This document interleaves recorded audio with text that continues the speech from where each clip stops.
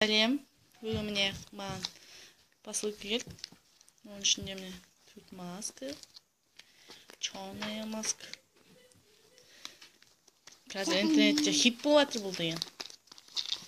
Өзім қолданып көрген жоқпын. Не мына сақина? Бұл сақинаның мен ақшасын қайтарып алғам, 3 айдан асып кетті, бірақ дегенмен де келіп тұр. Заказ берген адам қуанатын болды. А мынау міне сырға, бұл вообще бұл сырға 4-5 ай болған шығар. Адасып әйтеуір келді әйтеуір. Не пижама бұл да. Өзім мынандай сырға бірақ таға алмаймын. Сатып жіберем. Алдын сұрап атқанымдар болып еді.